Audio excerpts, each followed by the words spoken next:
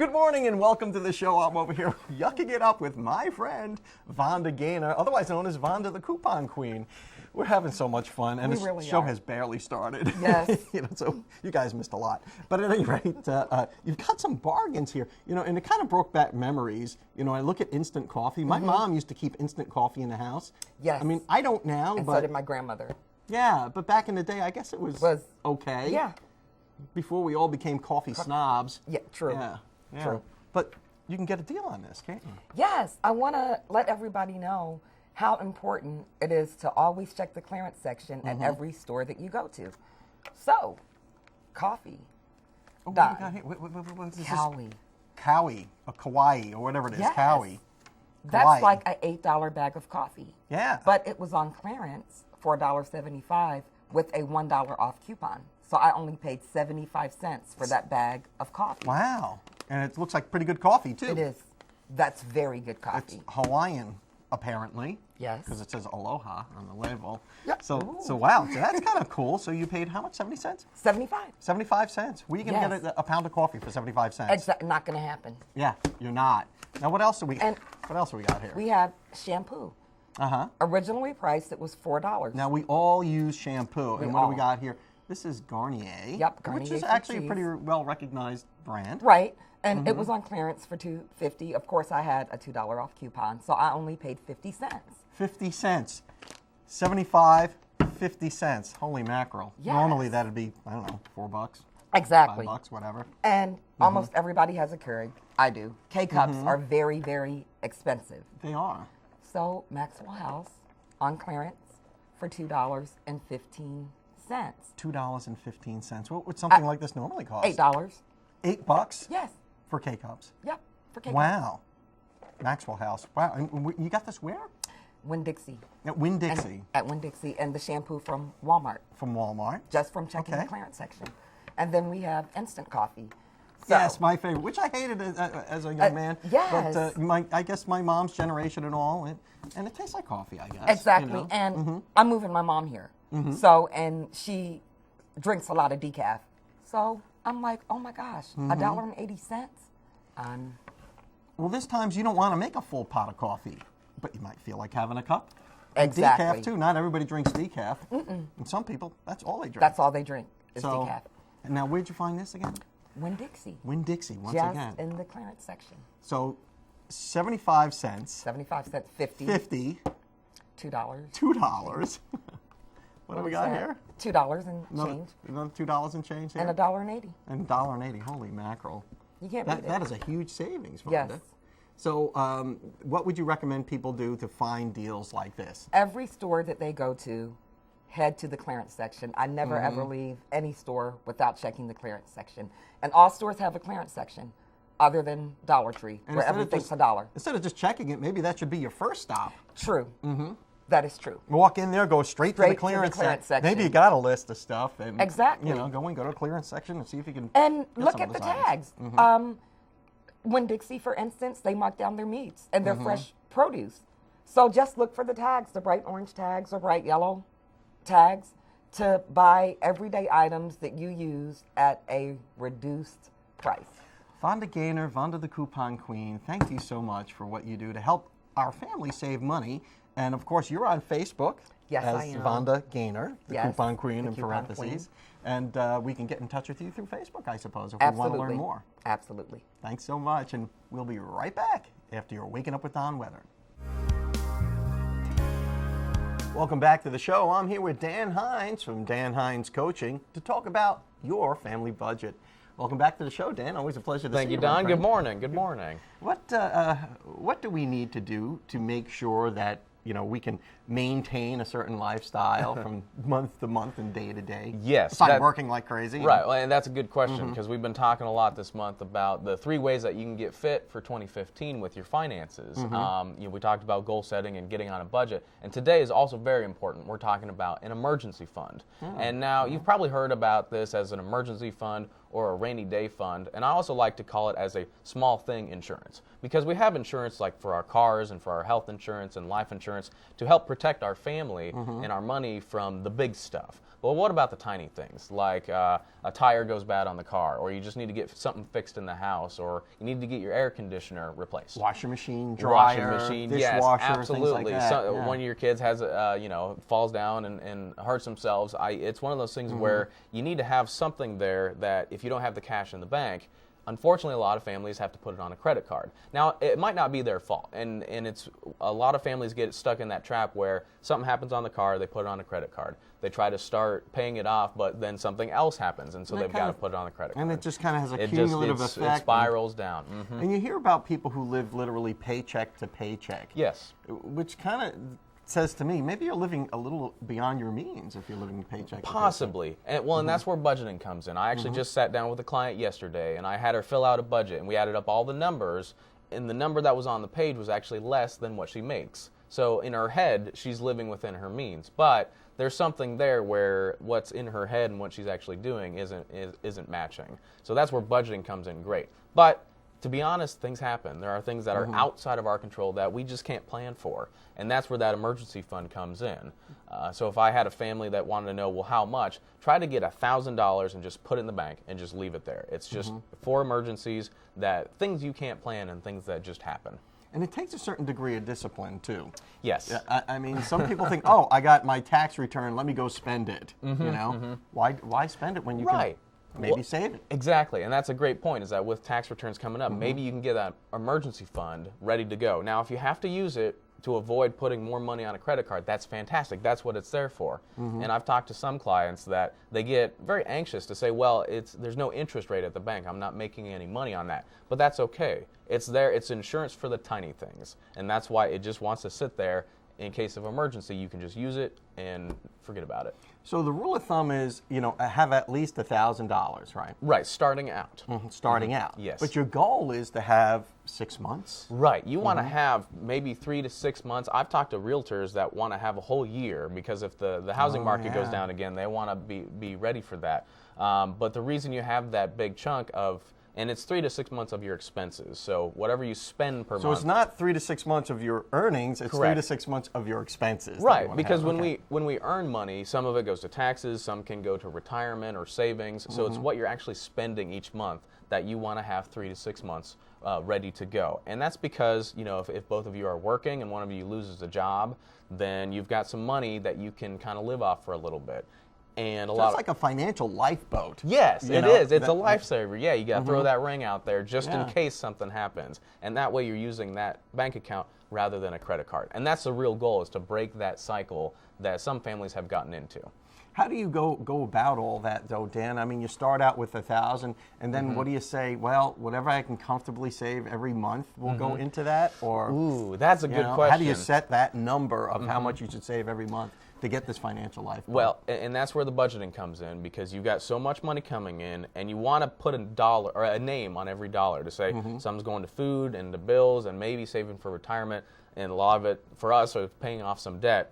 But then you've got to pick a number to go towards savings. And if you're having trouble finding that money, that's where the plan comes in to say, okay, here's how I'm going to shift around to find that money. One of the best things you can do is probably have a garage sale. Is that if you can have a garage sale, if there is something you can sell to just go ahead and get that $1,000 and be ready to go, that's a great thing to do. That's like a non-liquid asset that's sitting there in your garage. Yeah, absolutely. That you can probably get rid of. And is this just for people who are wage earners or who may be living paycheck to paycheck, or do the well-to-do need to do this as well? Well, I think the well-to-do would love to have this as well, because really the whole goal is to avoid credit cards and to borrow money to make things happen. So it's something that it's a great thing to have, and it's a great thing to teach. And also, if you have a lot of money, you can start to walk the walk and talk the talk. Dan Hines from Hines Coaching, thank you so very much much, for coming on the show and getting us smart on a family budget. And we'll be right back. I'm Jay with Gears. Hey, I'm Wesley. Today's tech tip is going to be a discussion about noises and a little bit about your transmission. About 9 months ago, my aunt, her van blew a motor. And I'm going to interview Wesley right now and ask him a few questions about that. Wesley, I find it hard to believe that the motor just blew up. Did it give you any indication that it was bad? I guess if you call like a ticking noise, it was like tick tick tick, something like a ticky tickety tickety tock or something like that. Okay. Did you hear it all the time? I did till I turned the radio up. I mean, I turned the radio up to keep from hearing it. It was annoying. That's one tip we'll go ahead and express to you today. If you hear a noise, don't increase the volume on your radio. Swing it by a local ASC certified or Napa Center like we are, and you know now not to adjust the volume. The second tip I'm going to give you is servicing your car's transmission.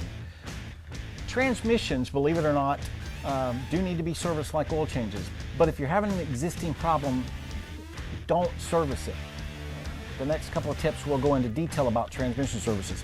But this is a good additive that we use called BG Quick Clean. It's an additive that we add to all of our transmission services. It cleans the valve body, cleans the transmission, brings it back to like it's new. It's a BG product, and exclusive dealers throughout Panama City have it, so we're not the only shop.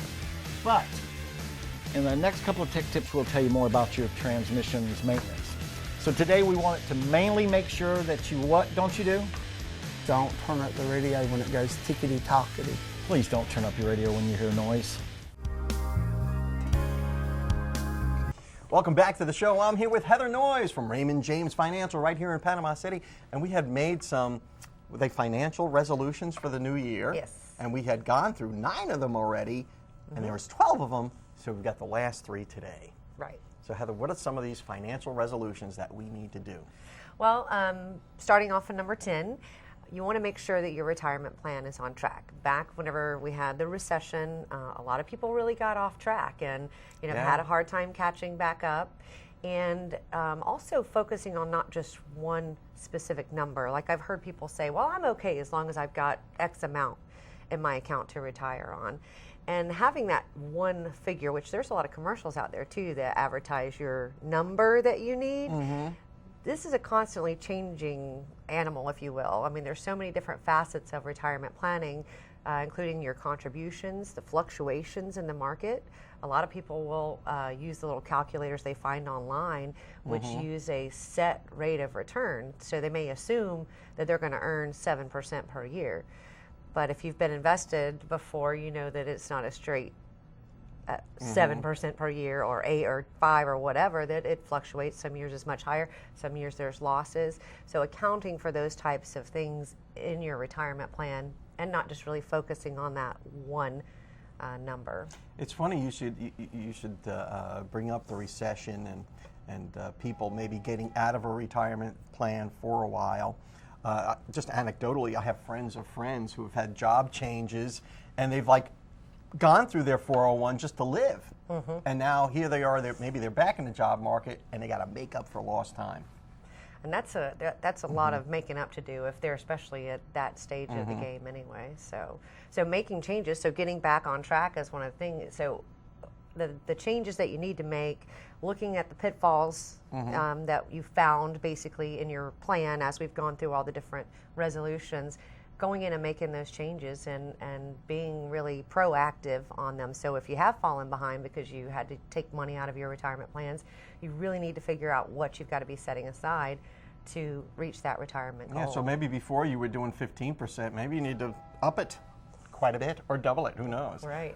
Now, what's another resolution? The last thing is that you really need to be working with an advisor. You need to work with someone who has been through different market cycles, that are familiar with the way different investments perform during different cycles of the economy, rather, and also who has the tools to do those types of calculations for you. That retirement plan, whether you're already retired or you're pre-retired, it's again a constantly evolving plan, and it changes every single day, every single year, regardless again if you're retired or you're not. So working with someone who has the tools rather than just looking at some calculator online and trying to go about it that way. And it's always better to talk to a human anyway, in my book, because the calculator doesn't know the nuances of your life. Exactly, and working with an advisor is important to share, anything that you have financial, any information that you have about yourself financially, whether you're expecting to put a new roof on your home, or I'm going to have some money to buy another car, or I'm going to send my kid to school, those types of things. So having those open conversations, monitoring them on a regular basis. Yeah, there's so many variables too. It's like maybe you have an elderly parent, right. you know, that you might have to take care of someday. I mean, that Or you have an calculator elderly parent and a kid in school. Oh, that boy, happens a lot. That is, you get stuck in between. Right. Yeah. And Particularly- you're trying to save for retirement. So. Yeah, not for young people like you, but maybe for someone like of my age. Like your age. You'd be stuck in the middle with an elderly parent and a kid in school. But a consistent review, that's key. A lot of times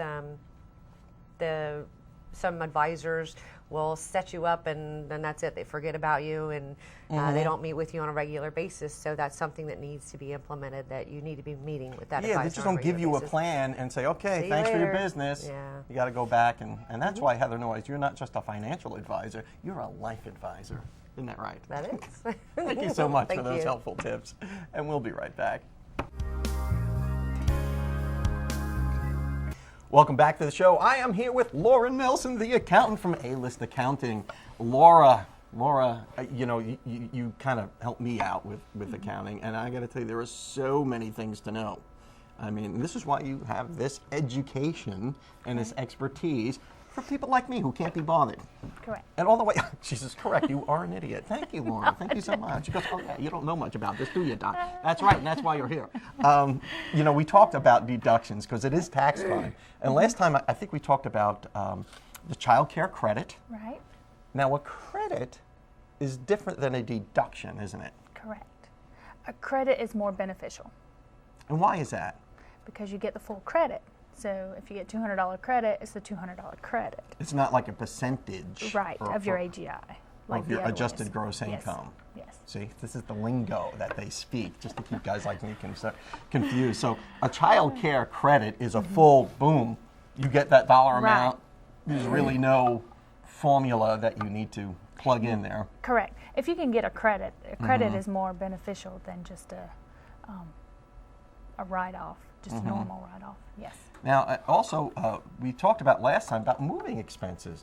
Like you can't do it for every move, but your very first job out of college maybe, or out of Correct. high school, or wherever, Right. If trade you, school, what have you, if you get a job in another city, that's a deduction, right?